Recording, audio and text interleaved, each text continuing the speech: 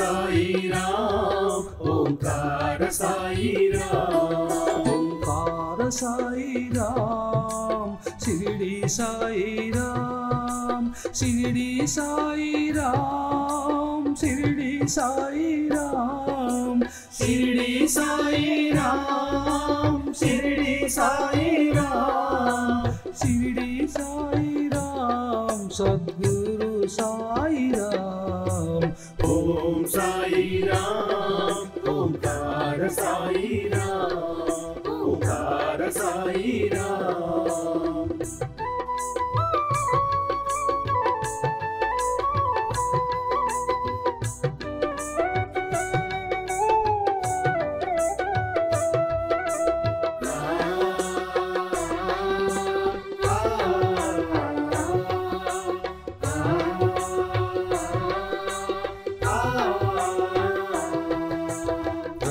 साई राम मेघ श्यामा साई राम साई राम मेघ श्यामा साई राम द्वारकमाई निलय भक्त रक्षक साई राम ओम साई राम ओंकार साई राम ओम साई राम ओंकार साई राम ఓం సాయిరామ్ ఓం సాయిరామ్.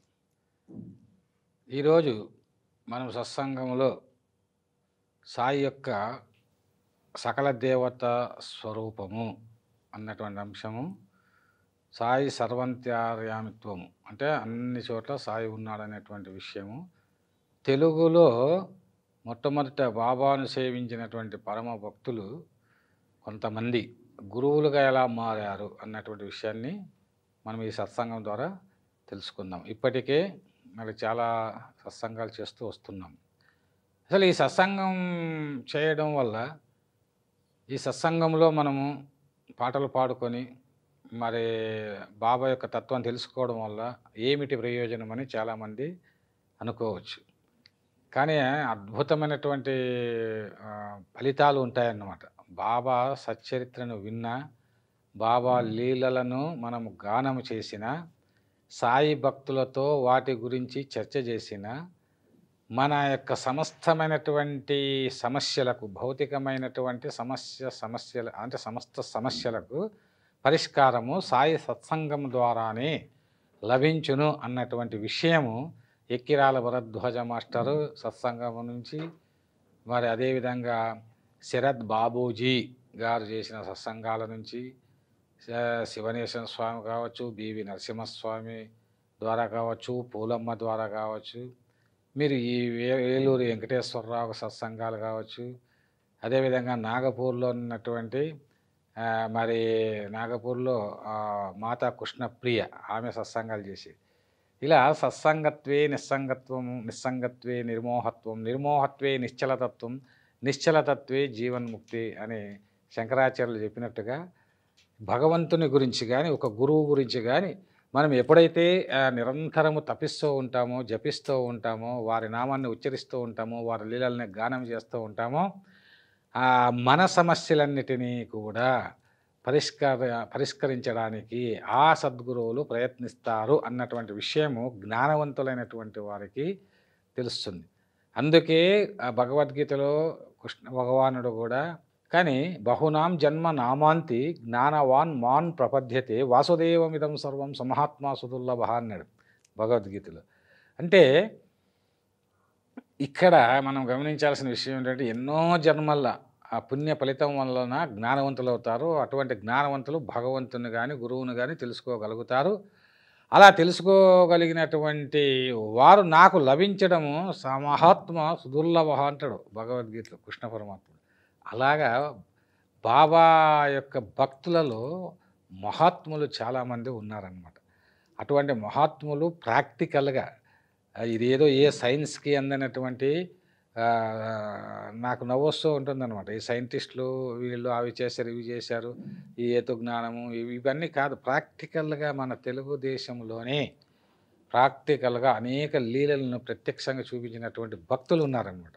అందులో పూలమ్మ ఆ మునిపల్లె అంటే గుంటూరు సమీపంలో ఉన్నటువంటి మునిపల్లె గ్రామంలో 8 సంవత్సరాల వయసులోనే ఆమెకు మరి మాస్టర్ సివి ఆయన ఒక మంత్రాన్ని ఉపదేశిస్తే ఆ తర్వాత బివి నరసింహస్వామి ఆ చీరాల బాపట్ల అలా ఆ ప్రదేశాలు దక్షిణ భారతదేశం పర్యటించే సమయంలో ఈ ప్రదేశాలు తిరుగుతున్నప్పుడు ఆ మునిపల్లెకి వచ్చి అక్కడ సత్సంగం చేస్తూ అక్కడ ఒక బాబా పటాన్ని మన పూలమ్మ కదా ఆమె పేరు కామేశ్వరం అనమాట మొదటి పేరు. ఆమెకు బాబా పటం ఇచ్చి ఈ పటాన్ని తదేకంగా చూస్తూ నువ్వు ధ్యానం చేయమని చెప్తాడనమాట. ఆమె అలాగే చేస్తూ ఉంటుంది. అలా చేస్తూ ఉంటే ఒకరోజు ఏమవుతుందంటే ఆమె ఏదో ప్రసాదం పెట్టాలని అలా 2 చేతులు అలా అంటే అందులో ఒక గులాబీ పువ్వు వస్తుంది. ఆ మరుసటి రోజు తర్వాత గులాబీలు వస్తాయి. ఆమె చేతి నుండి ఎక్కడి నుంచి వస్తున్నాయో తెలియదు. ఇదేదో మరి ఏదో మెస్మరిజం చేయడమో లేకపోతే ఇది ఏవో కొన్ని అంటారు కదా, అలా చేస్తారు ఇలా చేస్తారు, ఇవేవి కాదు. కానీ అలా సహజంగా వచ్చింది చిన్న వయసులోనే ఆమెకు. అలా వచ్చినప్పుడు మరుసటి రోజు గులాబీలు, ఒకసారి మల్లెపూలు వస్తే ఆమె కోరుకున్నది అంటే, స్వామి నాకెప్పుడు గులాబీ పూలే నా చేతుల్లో నుంచి వచ్చే విధంగా చేయండి. భక్తులందరూ వస్తే ఆమె బాబా పటం పెట్టడము, అగరబత్తి వెలిగించడము, ఆమె తదేకంగా చూసి ధ్యానం చేయండి అని ఓం సాయిరామ్ అని ధ్యానం చేయమని చెప్పేది. ఆమె అలాగే మాతా కృష్ణప్రియ కూడా అలాగే చేసింది. మరి ఇక్కడ మనం తెలుసుకోవాల్సిన విషయం ఏమిటంటే ఆ బాబా మరి సర్వ సృష్టికి ఓంకార స్వరూపుడు. అంటే ఓంకార స్వరూపుడు అని ఎలా చెప్పగలము అంటే ఇంతకుముందు సత్సంగాలు కూడా చెప్పుకున్నాం. ఆయన గురువు హిమాలయాల్లో ఆయనకు మంత్రం ఏమంటే ఆదిశక్తి, మరి ఆ శక్తి యొక్క మంత్రం ఉపదేశించాడు కాబట్టి అన్ని శక్తులు ఆయనకు వచ్చి షిరిడీకి వచ్చి స్థిరపడిపోయి సకల దేవతా స్వరూపుడుగా పేరు పొందాడు షిరిడి సాయిబాబా. చాలామంది ఆయనకు ఏదో ఒక అంటే ముస్లిం మతంలో పుట్టాడని చెప్పేసి ముస్లిం ఫకీరు అని అనుకుంటారు. ఆయన ముస్లిం ఫకీరు కాదు, ముస్లిం వేషధారణలో కనిపిస్తాడు. కానీ అక్కడ శ్రీరామనవమి ఉత్సవాలు చేయిస్తాడు. అదేవిధంగా ధుని వెలిగించాడు. ధుని అగ్ని వెలిగించడం అనేటువంటిది ఆ యొక్క వేద సంస్కృతి కానీ సింబల్. కాబట్టి బాబాని ఇలా ఆ మతము అంటే ఒక్క విషయం ఏంటంటే 7వ శతాబ్దం నుంచి 9వ శతాబ్దం మధ్యలో వచ్చినటువంటి సూఫీ గురువులు కావచ్చు, ఔలియాలు కావచ్చు, సిద్ధపురుషులు కావచ్చు, అదేవిధంగా ఆ రోజుల్లో ఉన్నటువంటి శివతత్వం కావచ్చు, బౌద్ధిజము, వీళ్ళంతా కూడా బుద్ధ గురువులు, సిద్ధ గురువులు, అదేవిధంగా శివతత్వాన్ని బోధించేవాళ్ళు, వీళ్ళందరూ కూడా ఒక అద్భుతమైనటువంటి ఒక అచలతత్వం అనండి, సనాతన అదే ఒక ధర్మం సనాతన ధర్మం వాళ్ళ యొక్క మరి ప్రవర్తనలో కావచ్చు, అదేవిధంగా నాథ సాంప్రదాయం కావచ్చు, ఇలా రకరకాల సంప్రదాయాలన్నీ కూడా ఒక గురువుల్లోన ఫకీర్లోన ఔలియాలు అంటే సిద్ధపురుషుల్లోనే ఉంటుంది. వారికి కులము, మతము, ప్రాంతము, ఆపది సమస్త అంటే పంచభూతాల్లోనే వాళ్ళు ఉంటారనమాట.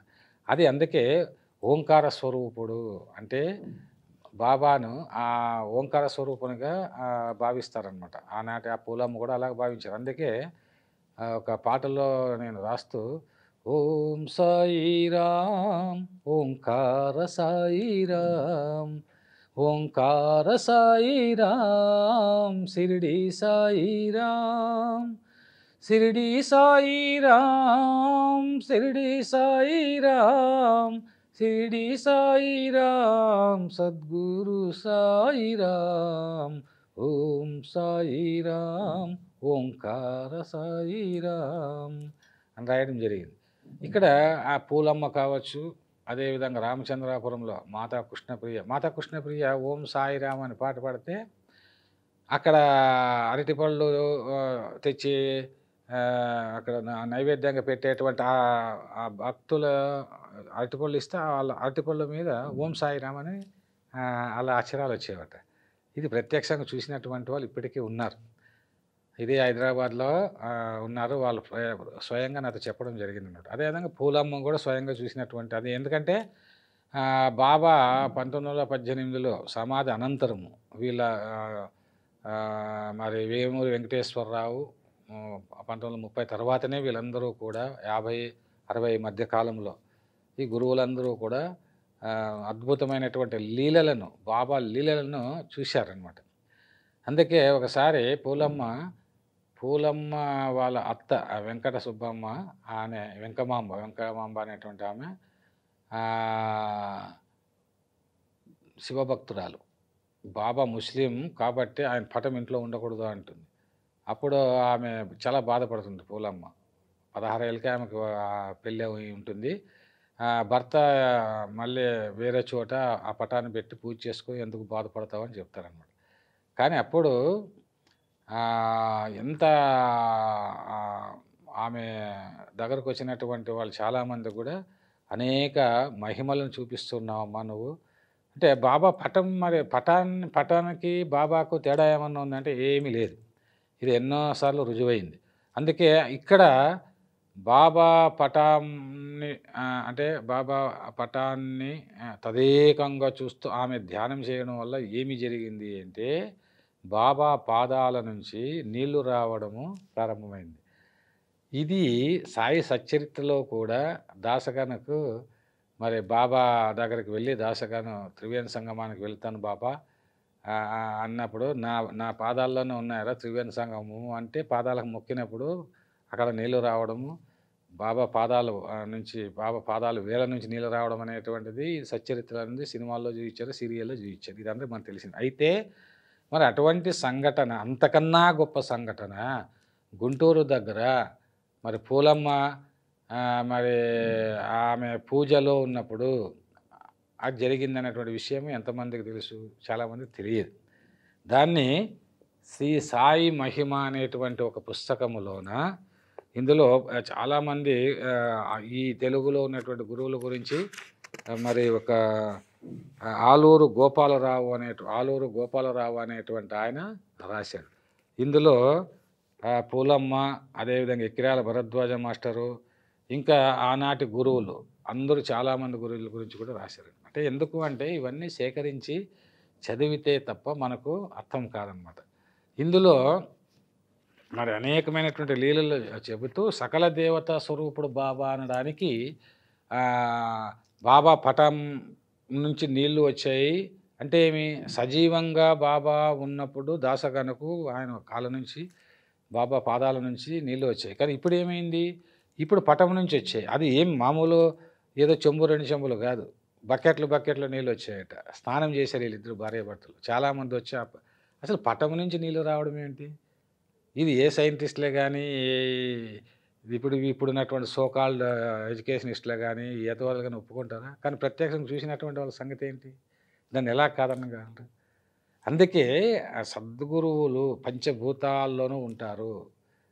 ఆ సద్గురువులు ఎన్ని మహిమలనైనా చేయగలరు అనేటువంటి విషయము పూలమ్మ విషయంలోన నిరూపణ అయిందనేటువంటి విషయం ఇక్కడ భక్తులు తెలుసుకోవాలి. అందుకే బాబా రామునిగా కనిపించాడు చాలామంది, కృష్ణునిగా కృష్ణుడు కనిపించడం ఏంటి? శ్రీరామ ఉత్సవాలు చేసి రామునిగా చాలామందికి, దేవదాసు చాలామందికి, అక్కడ దేవిదాస్ చాలామంది కనిపించాడు అనేటువంటిది మనం సచ్చరిత తెలుసుకుంటాం. అందుకే రామ సాయి రామ్ మేఘ శ్యామ సాయి రామ్ ద్వారకమాయి నిలయ భక్త రక్షక సాయి రామ్ ఓం సాయి రామ్ ఓంకార సాయి రామ్. ప్రతి ఏటా శ్రీరామ ఉత్సవాల్లో జరిపించేటువంటి వాడు బాబా. మరి శ్రీరామోత్సవాలు జరిపించాడు, చందనోత్సవం అదే రోజు చందనోత్సవం కూడా జరిపించారు. ఆ ముస్లిమ్స్ చందనోత్సవాలు అందుకే వాళ్ళకు ముస్లిమ్స్ కానీ లేదంటే హిందువులని కానీ గురువులకి అవధూతులకి ఇది ఏమి తారతమ్యలే ఉండదు. యాక్చువల్గా చెప్పాలంటే ఈ మత సామరస్యమునే బోధించారు ప్రతి గురువు, ఏ గురువు అన్నా తీసుకోండి. అదేవిధంగా ముస్లిమ్స్లో కూడా చాలామంది బంబం బాబా లాంటి గురువులు సకల మత అంటే అన్ని మీరు బాగా గమనిస్తే వాళ్ళ ఆశ్రమాలకు వెళితే అక్కడ ముస్లిమ్స్కి సంబంధించి సింబల్స్ ఉంటాయి, అదేవిధంగా క్రిస్టియన్స్ సింబల్స్ ఉంటాయి, హిందువుల సింబల్స్ ఉంటాయి, అన్నీ ఉంటాయి. అంటే ఏమిటి? అందరూ వాళ్ళ దృష్టిలో ఒకటే, అదేవిధంగా ఇక్కడ బాబాకు కానీ కొన్ని దృష్టాంతాలు ఉన్నాయి. ఏంటంటే బాబాను మరి 3 రోజుల తర్వాత మహల్సాపతి గుడిలోన వాలిపై నేను వెళుతా, నేను మళ్ళీ బతికి వస్తే నాకు మరి నేను మళ్ళీ బతికి రాకపోతే అక్కడ సమాధిగా నిర్మించండి అని చెప్తాడు బాబు, సమాధి చేయండి అని నన్ను.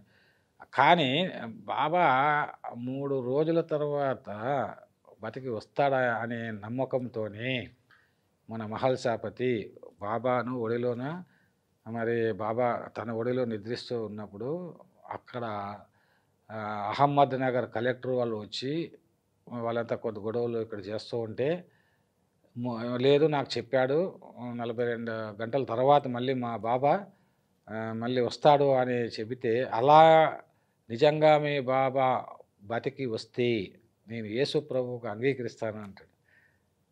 3 రోజుల తర్వాత రావడం జరిగింది. అంటే అందుకే అప్పుడు నేను అంగీకరిస్తున్నాను అన్నాడు. ఆయన అన్నాడు. అదేవిధంగా బాంబే నుంచి వచ్చినటువంటి మేరీ అనేటువంటి ఒక భక్తురాలు కూడా, ఆమె క్రిస్టియన్ అయినప్పటికీ బాబాలో నేను యేసు ప్రభువుని చూశానని ఆమె రాసింది. కాబట్టి ఇవన్నీ ఎవిడెన్సెస్ అనమాట. అందుకే యేసు సాయిరాం, బైబిల్ సాయిరాం అంటే ఏ బైబిల్ అయినా యేసు అయినా మనము ఏ భావన చేస్తామో బాబా పట్ల, బాబాని ఏ దేవుడు అనుకుంటే ఆ దేవునిగా మనకు కనిపిస్తారు. అది అవధూత తత్వం అన్నమాట. కాబట్టి ఇక్కడ అదేవిధంగా అల్లా సాయిరాం, ఖురాన్ సాయిరాం, మసీదు నందు వెలిగే సబ్కా మాలిక్ సాయిరాం, ఓం సాయిరాం, ఓంకార సాయిరాం. మరి సబ్కా మాలిక్ ఏక్ హాయ్ అన్నాడు బాబా. మసీదు నందు వెలిగే సబ్కా మాలిక్ ఆయనే. అందుకే కాకపోతే చాలామంది ఇప్పుడు ఏమంటున్నారంటే, ఎక్కువ మంది హిందువులే అక్కడికి వెళ్తారు, ముస్లింలు క్రిస్టియన్స్ తక్కువగా వస్తుంటారు కదా. అది ఎవరెవరు భావన అంతే. ఇక్కడ ఇప్పుడు నేను బాబా గురించి చెప్తున్నంటే అది నా స్వీయ అనుభవాలు, నా జీవిత అనుభవాలు. మరి నేను అభ్యుదయ భావాలు ఉన్నటువంటి కవిని, రచయితని, విమర్శకుని, దేవుడే లేడని విమర్శించినటువంటి వాడిని ఒకప్పుడు. నేను అనేక గ్రంథాలు రాసినటువంటి వాడిని, పవర్ఫుల్ స్పీచ్లు ఇచ్చినటువంటి వాడిని. మరి నేను ఎందుకు ఇప్పుడు చెప్తుంటే, చలం మరి అరుణాచలంలో ఉన్నప్పుడు ఎక్కిరాల భరద్వాజ మాస్టర్ వెళ్ళి, అయ్యా నువ్వు స్త్రీని మొదలైనటువంటి అంటే అనేక నవలలు రాసావు, అప్పుడు దేవుడు లేడను, ఇప్పుడు దేవుడు మరి ఇక్కడ గురువు దగ్గరకు వచ్చావంటే అప్పటికి అది నిజము, ఇప్పటికి ఇది నిజము అని చెప్పాడంట. అలాగా మనం అనుభవం అయ్యే కొలది సాయి తత్వము మన ప్రాక్టికల్గా అనుభవం అయినప్పుడు దాన్ని, ఆ సత్యాన్ని కాదని ఎలా చెప్పగలము? పూలమ్మకు జరిగినటువంటి వాస్తవాలు చూసినటువంటి వ్యక్తులు ఉన్నారు, మాతా కృష్ణపూజకి చూసినటువంటి ఆ తత్వాన్ని చూసినటువంటి వాళ్ళు ఉన్నారు. అదేవిధంగా బాపట్ల హనుమంతరావు ఆయన రైలు కింద, అంటే చెవుడు ఆయనకు, రైల్వే స్టేషన్లో వెళ్తున్న రైలు కింద పడుతున్నప్పుడు పరిగెత్తారు వీళ్ళు భక్తులు. అయ్యో పడిపోతున్న రైలు వచ్చేస్తుంది, ఇంక చనిపోతాడు అనుకున్నాడు. కానీ ఆయన అకస్మాత్తుగా ఎవరో వచ్చి వెనక పక్క లాగేశారు. బాబానే వచ్చి స్వయంగా లాగాడని ఆయన చెప్పారు. నిన్ను ఉపేక్షింతున్నా అని కూడా ఆయనతోన చెప్పారనమాట. అంటే బాబా స్వయంగా ప్రత్యక్షమయ్యి చెప్పినటువంటి సందర్భాలు సాయి సచ్చరిత్రలోనే కాదు, ఇప్పుడు సచ్చరిత్రలో కూడా ఉన్నాయన్నమాట. అలా ఎన్నో లీలలు ఇవన్నీ మనము వీటిని ఏంటంటే ఒక గానం చేయాలి. అందుకే ఓంకారతత్వము అంటేనే సాయి తత్వము, మళ్ళీ అదేవిధంగా శివతత్వము అంటేనే సాయి తత్వము, బుద్ధిజం అంటేనే సాయి తత్వము, అన్ని నిజాలు, హిందూయిజంలో సనాతన ధర్మం అంటేనే సాయి తత్వము. సాయి తత్వములో లేని తత్వము లేదు. ఇది బాగా లోతుగా అధ్యయనం చేసినటువంటి వాళ్ళకు అది తెలుస్తుంది. అధ్యయనం చేయకుండా ఏదో కులం దృష్టితోనో, మతం దృష్టితోనో, ప్రాంతం దృష్టితోనో, పార్టీ దృష్టితోనో, లేకపోతే ఇంకొక దృష్టితోనో మనము విమర్శిస్తే దానివల్ల బాబా భక్తుల మనోభావాలు దెబ్బతినడమే కాకుండా వాళ్ళు బాధపడతారు. ఎవరు ఏ మతాన్నైనా స్వీకరించవచ్చు, ఎవరు ఏ దేవుణ్ణైనా ఆరాధించవచ్చు. అది సనాతన ధర్మంలో ఉండేటువంటి ఒక విశాల దృక్పథం అన్నమాట. అలాంటి తత్వానికి ప్రతీక మన షిరిడి సాయిబాబా అన్నటువంటి విషయాన్ని ఈరోజు సత్సంగం ద్వారా భక్తులు తెలుసుకోవాలని ఈ పూలమ్మకు జరిగినటువంటి ప్రాక్టికల్గా జరిగినటువంటి ఒక అనుభవం ద్వారా, అంటే అనుభవం అయితే తప్ప సాయితత్వం బోధపడదని మనం ఎన్నోసార్లు చెప్పుకున్నాం. కాబట్టి ప్రతి భక్తులకు, సాయి భక్తులకు అనేకమైనటువంటి అనుభవాలు ఉంటాయి. కాబట్టి ఈ అనుభవాలను నమ్మని వాళ్ళతో చెప్పాల్సినటువంటి అవసరం లేదు. ఒకటి గుర్తించండి, సాయి తత్వం అర్థం కావాలంటే ఏదో ఒక సిద్ధాంతానికో, ఏదో ఒక భావానికో మరి దానికి బానిసలై ఉంటారు కొంతమంది. అంటే ఇతరులు చెప్పేది వినరనమాట, ఇతరులు చెప్పేది నమ్మరు. వాళ్ళకు తెలిసింది అంటే వాడు చదివినటువంటి చదువు, కెమిస్ట్రీ చదివినవాడు కెమిస్ట్రీ గొప్ప అనుకుంటాడు, ఫిజిక్స్ చదివాడు ఫిజిక్సే గొప్ప, మ్యాథ్స్ చదివాడు మ్యాథ్సే గొప్ప అనుకుంటాడు. అట్లాగా వీళ్ళు మార్క్సిస్టులు మార్క్సిజమే గొప్ప అనుకుంటాడు. తర్వాత స్పిరిచువాలిజమే గొప్ప. కాబట్టి కొద్దిమంది శిష్యులు వాళ్ళు అంటే అనుకోండి, తప్పులేదు అందులో. ఎవరు అనుకుంటే సత్యం అనేది ఒకటి ఉంది. ఎవరు ఏదనుకున్నా సత్యం అనేటువంటిది ఒకటి ప్రపంచంలో ఉన్నది, ధర్మం అనేటువంటిది ఉన్నది, న్యాయం అన్నటువంటిది ఉన్నది. అది వారి వారి యొక్క ఆ జీవిత అనుభవం ద్వారానే తెలుస్తుంది. కాబట్టి ఇది ఏదో నేను ఇవాళ కొత్తగా చెప్పడమేం కాదు. ఈ విషయాన్ని ఎకిరాల భరద్వాజ మాస్టరు జీవితాన్నంతా సాధన చేసి, జీవితంలో సాధన ఒక భాగం కాదు, జీవితమే సాధన చేసుకోవాలి, సాధనగా మార్చుకోవాలని సాయి తత్వ సాధనలో ఆయన గడిపాడు. ఆయన చెప్పిన మాటలే నేను చెప్తున్నా. అదేవిధంగా శరత్ బాపూజీ గురువారు 50 ఆస్తులు వదిలేసి ఆయన సాయి తత్వాన్ని ప్రపంచవ్యాప్తం చేశారు. బివి నరసింహస్వామి. అదేవిధంగా ఇంకా ఇలాంటి వాళ్ళను చాలామంది గురువులు, వేమూరి వెంకటేశ్వరరావు మన ఆంధ్రలో, అదేవిధంగా ఆయన తెనాలిలో ఉండి ఆయన సాయితత్వాన్ని ప్రచారం చేశారు. పూలమ్మ ప్రచారం చేసింది, మాతా కృష్ణప్రియ ప్రచారం చేశారు, అనంతపురంలో ఈశ్వరేయ స్వామి ప్రచారం చేశారు. వీళ్ళందరూ చెప్పినటువంటి అనేకమైనటువంటి సత్యాలను, వీరు చూపినటువంటి మహిమలను, వీరి భక్తుల యొక్క అనుభవాలను నేను అనేకమైనటువంటి పాటలుగా రాయడము, అదేవిధంగా సాయితత్వము లీలా రహస్యము అనేటువంటి విషయాన్ని ఇక్కడ ఇందులో ఇది ఆంధ్రప్రభల సీరియల్గా వచ్చి కొన్ని లక్షల మంది భక్తులు దీన్ని చదివి పులకించిపోయినటువంటి సందర్భాలు, ఇందులో ఉన్న సత్యాలను అంటే తర్వాత సత్సంగాల్లో మీకు చెప్పడం జరుగుతుంది.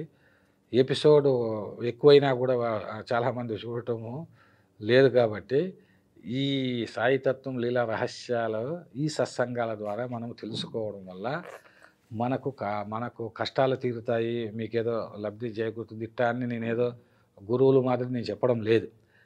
ఖచ్చితంగా మన యొక్క జ్ఞానము వికసిస్తుంది, మనకు ఒక నమ్మకం అనేటువంటిది ఏర్పడుతుంది, మనకు స్వీయానుభవం ఒకటి కలుగుతుంది, మంచి జరుగుతుంది అనడంలో. ఎందుకంటే సాయిబాబా తత్వములోని సర్వజ్ఞానము ఇమిడి ఉంది, మానవాళికి కావలసినటువంటి సర్వజ్ఞానము ఇమిడి ఉంది. శ్రద్ధ, సబూరు లాంటి గొప్ప యూనివర్సల్ ట్రూత్స్, భావాలు, పర్సనాలిటీ డెవలప్మెంట్కి సంబంధించిన విషయాలు అన్నీ ఉన్నాయని మీకు తెలియజేస్తూ మరి ఈనాటి సత్సంగాన్ని నేను ముగిస్తున్నాను. ధన్యవాదాలు. ఓం సాయిరామ్.